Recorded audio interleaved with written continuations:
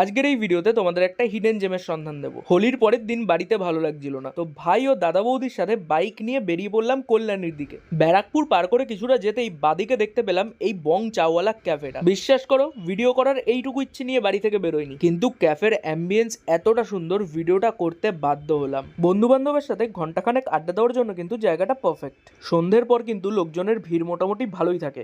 আর এই হলো এখানকার মেনু। খাবার দাবারের প্রাইস কিন্তু ভীষণ রিজনেবল। আর এখানে নিচেও এরকম বসার সুন্দর জায়গা রয়েছে, কিন্তু আমরা এগুলো ইগনোর করে সোজা চলে গেলাম ওপরে। ওপরের অ্যাম্বিয়েন্সটা কিন্তু আরও সুন্দর। তো বেশ কিছুক্ষণ ওয়েট করার পর ফাইনালি আমরা একটা টেবিল খালি পেয়ে গেছিলাম।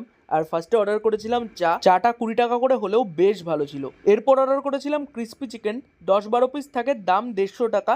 আর এটাকে আবার সসে টস করে দেওয়া হয়। অ্যান্ড টেস্ট যদি বলি, এটা কিন্তু ফাটাফাটি লেগেছে আমার খেতে। অ্যান্ড সবাই যারা যারা খেয়েছে সবার ভালো লেগেছে। তো এরপর নিয়েছিলাম 110 টাকা করে এগ চিকেন হাক্কা নুডলস। আমরা কিন্তু 2 প্লেট নিয়ে 4 জন মিলে ভাগ করে আরামসে খেয়েছি। এনাফ কোয়ান্টিটি, আর টেস্ট কিন্তু ভীষণ ভালো ছিল। আর তার সাথে এই ব্লু লাগুনটা দিয়েও কিন্তু ব্যাপারটা বেশ রিফ্রেশিং লাগছিল। আমাদের এই ক্রিস্পি চিকেনটা এত ভালো লেগেছে, আমরা ক্রিস্পি চিকেনটা আরেকটা অর্ডার করলাম এই হাক্কা নুডলসের সাথে খেয়ে দেখবো বলে।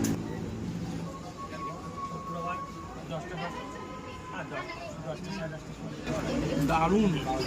তো এবার তোমরাই বলো, এই ক্যাফেটাকে হিডেন জেম বলে কি ভুল করেছি? যেমন পকেট ফ্রেন্ডলি খাবার দাবার, আর তারপর এরকম সুন্দর অ্যাম্বিয়েন্স। আর এই ক্যাফেটা কিন্তু শ্যামনগর বাসুদেবপুর মোড় থেকে মাত্র 2 মিনিট হেঁটে। এই দিকে চলে যাচ্ছে ব্যারাকপুর, সামনে একটু এগোলেই বাসুদেবপুর মোড়, আর এই হচ্ছে বংচাওয়ালা ক্যাফে।